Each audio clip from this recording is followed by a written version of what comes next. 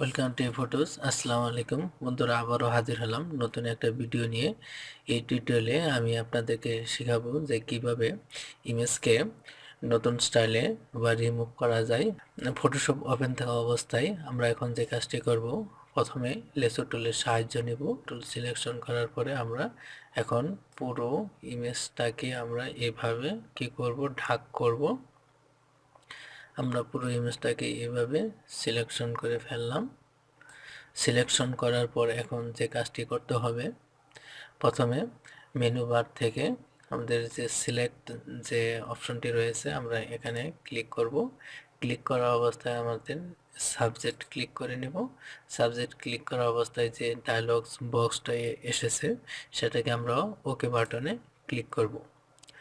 Okay button click করার পরে দেখুন যে পুরো ইমেজটাকে কি করছে, সিলেকশন করে ফেলছে।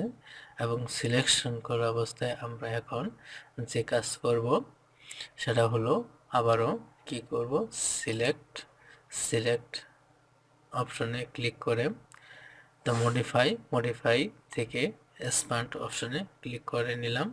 আমরা এখানে অপাসিটি বা পিক্সেলটা অবশ্যই আমরা কি করব, 20% দিয়ে দেব।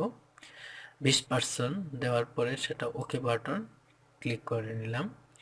ওকে বাটন ক্লিক করার পরে আমাদের এখন যে কাজটি করতে হবে সেটা হলো, এবং মাউসের রাইট বাটন ক্লিক করে আমাদের যে একটা অপশন রয়েছে the content the aqua the field, এটাকে আমরা কি করব এবং ক্লিক করে নিব। এবং সেটা ক্লিক করে আমাদের দেখুন আমাদের একটা ইনবক্সে এসেছে, সেখানে এখানে আছে আবার এখানে নেই। পুরো ইমেজটা কি হয়ে গেছে, রিমুভ হয়ে গেছে। আমাদের পুরা এরকম aqua ফিল্ড এবং সেটা অটো বা কাস্টম, বা যদি নতুন কোনো লেয়ার নিতে চাই সেটা অপশন ক্লিক করে দেব। তারপর অ্যাপ্লাই ক্লিক করার পর আমরা এখন যে কাজটি করব, তারপর ওকে বাটন ক্লিক করে নিব। দেখুন আমাদের পুরো ইমেজটা কি হয়ে গেছে, রিমুভ হয়ে গেছে। এভাবেই আমরা যে কোনো ইমেজটাকে আমরা রিমুভ করতে পারি নিমেষের মধ্যেই। দেখুন এই যে ছিল বা নেই, এইভাবে আমরা পুরো ইমেজটাকে সেটা কি করতে পারি এবং মিনিটের মধ্যেই সেটা রিমুভ করতে পারি।